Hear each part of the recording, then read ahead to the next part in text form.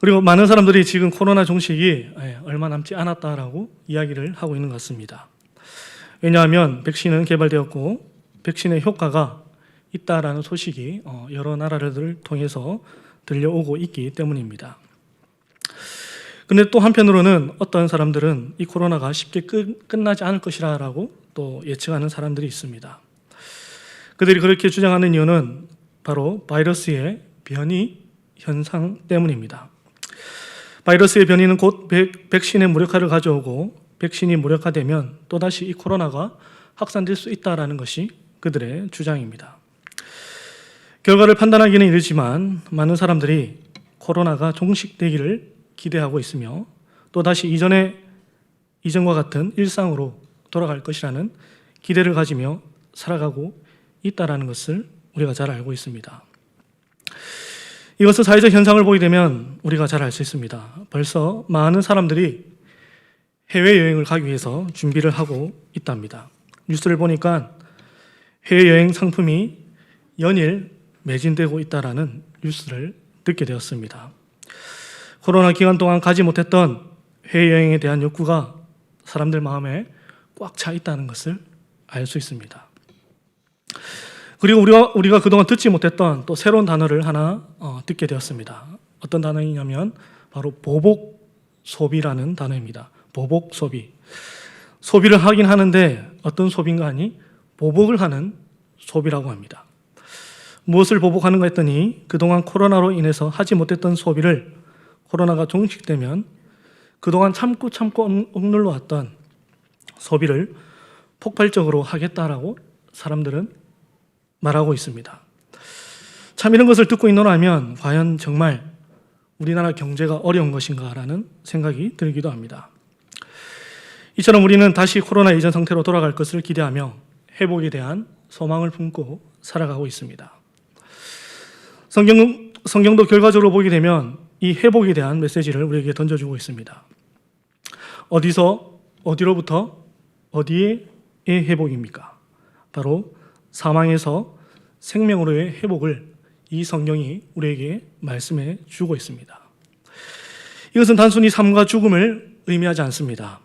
살아도 죽은 사람이 있는가 하면 또 죽은 사람 같으나 살아있는 사람이 있습니다. 무명한 자 같으나 유명한 자요, 죽은 자 같으나 보라 우리가 살아있고. 사도 바울은 우리가 죽은 자 같으나 산 자라고 말씀하고 있습니다. 여러분, 삶과 죽음을 가르는 결정적인 요소가 무엇이라 생각하십니까? 지금은 숨을 쉬고 심장이 뛰고 있다고 해서 그 사람이 과연 살아있는 자라고 말할 수 있을까요? 의학적으로 본다면 그 말은 맞습니다. 하지만 성경적으로 본다면 그 답이 정답일 수는 없습니다. 성경이 말하는 산자는 바로 예수 그리스도 안에 있는 자가 살아있는 자입니다. 그 사람 안에 예수가 있느냐, 그 사람 안에 예수가 없느냐가 그 사람 안에 생명이 있느냐 없느냐의 결정적인 요소입니다. 삶과 죽음은 바로 예수 그리스도에 의해서 결정이 됩니다. 오늘은 특별히 부활주일입니다. 우리 안에 그 부활의 소망이신 예수 그리스도가 우리 안에 있는 줄 믿습니다. 예수 그리스도를 믿는 자는 예수 그리스도의 부활도 믿는 자입니다. 그리고 그 부활은 곧 우리의 부활을 의미합니다. 예수 그리스도와 함께 부활했기 때문에 우리에게도 참 생명이 있는 줄 믿습니다. 그런데 우리가 이 부활의 신앙 가운데 쉽게 놓치는 한 가지가 있습니다. 그것이 무엇인가 하니 우리가 부활은 생각을 하는데 그 부활 앞에 있는 죽음을 놓칠 때가 많이 있다라는 것입니다. 그래서 사도 바울 선생은 이렇게 말씀합니다. 우리 갈라디아서 2장 20절 말씀 함께 읽어보겠습니다. 내가 그리스도와 그런즉 이제는 내가 사는 것이 아니요 아멘. 우리는 단순하게 부활만 생각하지만 성경은 사실 부활 이전에 죽음이 있음을 말씀하고 있습니다. 여기서 말씀하는 죽음은 과연 어떠한 죽음일까요? 여기서 말씀하는 죽음은 그저 우리가 정말 눈으로 보게 되는 숨이 끊어지는 그와 같은 죽음을 말하는 것이 아니라 죄의 종로를 타던 이전 사람의 죽음을 의미하고 있습니다. 거듭나야 천국을 볼 수 있다 말씀하신 주님의 말씀처럼 우리는 죽어야 부활을 누릴 수 있다라는 것을 성경은 말씀합니다. 어느 목사님께서 이러한 말씀을 하시는 것을 들은 적이 있습니다. 성도가 평생 해야 할 1차적인 목표가 있다면 그것은 바로 나는 죽고 그리스도가 사는 것이다. 성도가 평생 해야 할 일이 있다면 그것은 바로 나는 죽고 그리스도가 사는 것이다. 성경은 이것을 온전히 이룬 자만이 온전히 회복된 자, 부활을 맛본 자라라고 성경은 말씀합니다. 하지만 이 회복이 우리가 생각하는 만큼 그리 쉬운 일이 아닙니다. 여전히 우리 안에는 죄가 있고 내가 죽기보다는 내가 살기를 좋아하는 것이 또한 우리의 본성입니다. 이것은 신앙생활을 오래 했다고 해서 교회에 직분이 있다고 해서 자연스럽게 얻게 되는 것이 아닙니다. 여전히 제 안에도 죄의 모습이 있고 죄의 종로를 타던 이전 사람이 살아 역사할 때가 참 많이 있습니다. 그래서 성경은 이를 이루기 위해서 연단의 시간이 있어야 함을 우리에게 말씀해 주고 있습니다. 우리 로마서 5장 3절과 4절 말씀을 함께 읽어보겠습니다. 우리가 환난 중에도 즐거워하나니 이는 환난은 인내를, 인내는 연단을, 연단은 소망을. 아멘. 우리는 환난 중에도 즐거워하나니, 여기서 우리는 누구입니까? 바로 예수 그리스도를 믿는 저와 여러분을 의미하고 있습니다. 예수 그리스도의 몸된 교회로서 성도는 뭐 하는 사람이라고 말씀합니까? 사도 바울은 우리에게 환난 중에도 즐거워하는 자라라고 말씀합니다. 여러분에게 이 환난 중에도 즐거워할 수 있는 믿음이 있기를 소망합니다. 왜 이 환난 중에도 즐거워할 수 있을까요? 왜 사도 바울은 우리가 이 환난 중에도 왜 우리가 즐거워할 수 있는 자라라고 말씀하고 있습니까?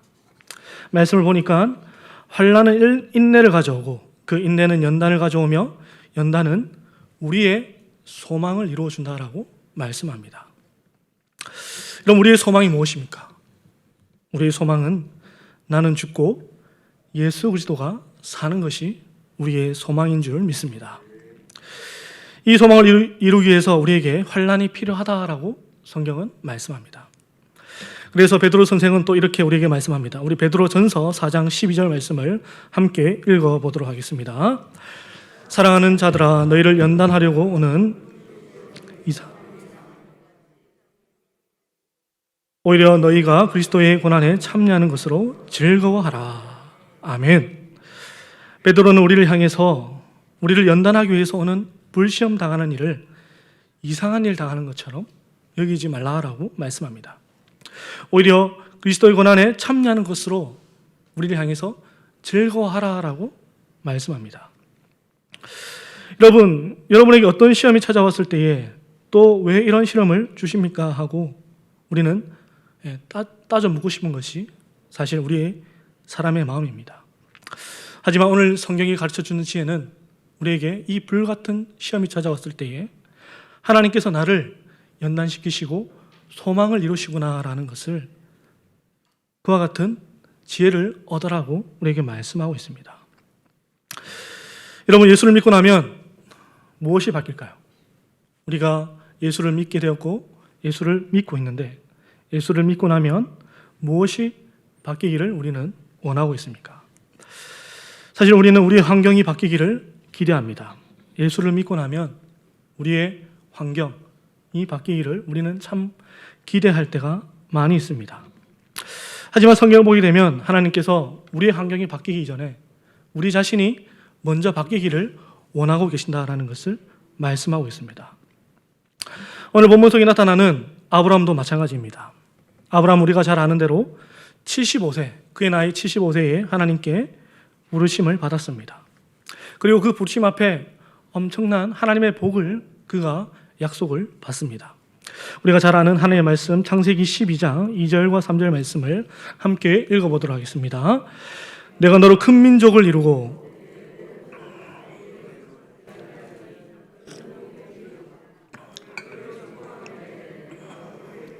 너를 저주하는 자에게는 내가 저주하리니 땅의 모든 족속이 너로 말미암아 복을 얻을 것이라 하신지라. 아멘. 하나님께서 어떠한 복을 약속해 주셨습니까? 큰 민족을 이루는 복과 이름이 창대케 되는 복과 너를 축복하는 자에게 축복을 주고 너를 저주하는 자에게 저주하겠다는 복과 모든 족속이 너로 말미암아 복을 얻게 될 것이라는 엄청난 복을 아브라함이 약속을 받고 아비의 집을 떠나게 되었습니다. 여러분이 이와 같은 복을 하나님께 약속을 받았다라고 한번 생각을 해보십시오. 여러분이라면 기분이 어떨 것 같습니까? 어떨 것 같습니까? 예. 좋을 것 같습니까? 감사합니다. 예. 예, 저도 굉장히 좋을 것 같습니다. 예, 굉장한 큰 기대감을 가지고 아비 집을 아브라함이 떠나지 않았겠습니까? 그래서 가만히 생각해 보면 아브라함이 굉장히 기분 좋게 고향 아비 집을 떠나지 않았을까라는 생각이 들기도 합니다. 어찌되었든 아브라함 그는 큰 희망과 소망을 가지고 그의 고향 집을 떠났습니다. 하지만 그 큰 기대와 달리 무엇이 그를 기다리고 있었다라고 성경은 말씀합니까? 우리 창세기 12장 10절 말씀을 우리 함께 읽어보겠습니다. 그 땅에 기근이 들었으므로 아브라함의 애굽에 거류하려고 그리로 내려갔으니 이는 그 땅에 기근이 심하였습니다. 아멘. 하나님의 약속을 받고 큰 기대를 가지고 약속의 땅으로 왔는데 아비 집을 떠났는데 그를 기다리고 있었던 것은 무엇이라고 말씀합니까? 기근이 아브라함을 기다리고 있었다라고 말씀합니다. 그것도 어찌나 심했든지 심한 기근이 들었다. 기근이 심하였다라고 성경은 말씀합니다. 꼭 누구의 얘기와 같습니까? 바로 아브라함의 얘기가 아니라 우리의 이야기와 같지 않습니까? 예수 그리스도를 만나고 무언가 큰 변화를 기대하고 신앙생활을 시작했는데 그 큰 기대를 뒤로하고 우리가 만나는 것은 무엇이었습니까? 바로 아브라함처럼 우리가 만난 것은 기근이었습니다. 그래서 그 기근을 대하는 아브라함의 대처는 어떠했습니까? 성경을 보니까 물이 있는 애굽의 땅으로 갔다라고 성경은 말씀합니다. 어찌 보면 지극히 굉장히 당연한 일처럼 보입니다. 땅에 굉장히 심한 기근이 왔고 물이 없기에 물이 있는 곳을 찾아 길을 떠나는 것은 너무나도 당연한 일처럼 보입니다. 하지만 잠시 생각을 해본다면 아쉬운 점이 한 가지 있습니다. 그것은 바로 아브라함이 무엇을 하지 않았습니까? 기도하지 않았습니다. 감사합니다. 하나님의 말씀을 따라 약속의 땅에 왔고 비록 그 땅에 심한 기근이 왔지만 하나님의 말씀을 따라서 온 땅이니 적어도 한 번은 기도하는 것이 이치라고 생각이 듭니다. 하지만 성경 어디에도 아브라함 그가 기도하였다라는 기록이 없습니다. 그가 살아온 방식 그대로, 그가 이전에 하나님을 알기 전에 살아온 그 방식 그대로 그는 그의 그 기근 앞에서 답을 찾고 있는 것을 볼 수 있습니다. 우리는 어떻습니까? 우리도 아브라함처럼 살아갈 때가 참 많이 있지 않습니까? 우리의 인생에도 많은 기근들이 찾아오는데 우리는 그 기근 앞에 기도하기보다 우리가 이전에 살아온 방식 그대로 세상에서 배운 그 방식 그대로 그 기근을 대할 때가 너무나도 많이 있다라는 것입니다. 기도를 한다고 해도 우리는 이미 답을 정해놓고 기도할 때가 참 많이 있습니다. 하나님, 제가 원하는 것 아시죠? 그러니 하나님은 이것만 이루어 주시면 됩니다 하고 답을 정해놓고 하나님께 기도할 때가 참 많이 있습니다. 그래서 결국 아브라함은 물이 있는 애굽으로 갔습니다.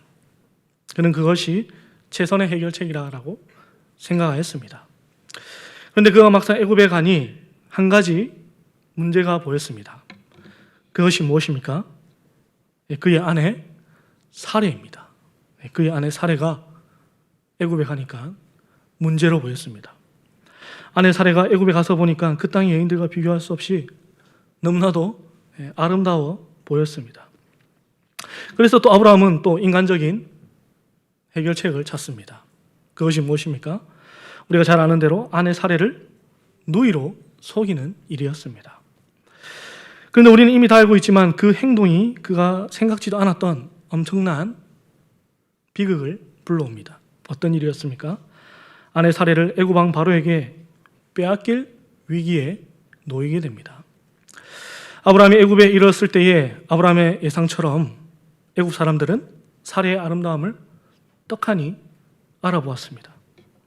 그리고 그 소식을 애굽 왕 바로에게 전해주었습니다. 그리고 바로는 정말 사례를 자신의 아내로 드리려고 아브라함에게 신부값으로 양과 소와 노비와 같은 선물들을 그에게 주었습니다. 근데 놀랍게도 그때부터 하나님께서 일하시기 시작하십니다. 우리 창세기 12장 10절 말씀을 함께 읽어보겠습니다. 여호와께서 아브라함의 아내 사레의 일로 바로와 그 집에 큰 재앙을 내리신지라. 아멘. 참 아이러니합니다. 분명 속이고 잘못한 사람은 누구입니까? 아브라함인데 하나님은 아브라함에게 벌을 내리시는 것이 아니라 바로에게 재앙을 내리십니다. 왜 하나님께서 그렇게 하셨을까요? 왜 하나님은 속이고 있는 아브라함을 벌하시는 것이 아니라 바로에게 재앙을 내리셨을까요? 우리는 이미 답을 잘 알고 있습니다. 하나님께서 그렇게 하신 이유는 바로 사레는 언약의 자녀인 이삭을 낳을 몸이기 때문입니다. 하나님은 오래 참으시는 하나님이십니다. 하지만 그의 언약 앞에서는 일체의 양보가 없다는 것을 우리가 이 사건을 통해서 알 수 있습니다. 그것이 때로는 1차 원인 제공자가 자신이 택한 백성일지라도 하나님은 자신이 하신 언약 앞에서는 조금도 양보를 하시지 않으십니다. 왜 그럴까요? 우리가 믿는 하나님은 언약에 신실하신 하나님이시기 때문입니다. 이 언약에 신실하신 하나님의 그 성품이 우리의 구원에 굉장히 중요한 역할을 하고 있습니다. 만약 하나님이 신실하지 않으시다면 어떻게 되겠습니까? 더군다나 우리는 신실하지 못한데 하나님까지 언약에 신실하지 않으시다면 우리의 구원이 어떻게 되겠습니까? 우리의 구원은 그때부터 흔들리기 시작합니다. 하지만 우리가 믿는 하나님은 언약에 신실하시기에 우리의 구원은 흔들림이 없는 줄 믿습니다. 그리고 천신만고 끝에 아브라함은 자신의 아내와 모든 소유를 가지고 다시 애굽 땅에서 나오게 됩니다. 그리고 아브라함은 다시 어디로 갔다라고 성경은 말씀합니까? 우리 오늘 본문인 창세기 13장 3절과 4절 말씀을 함께 읽겠습니다. 그가 네겝에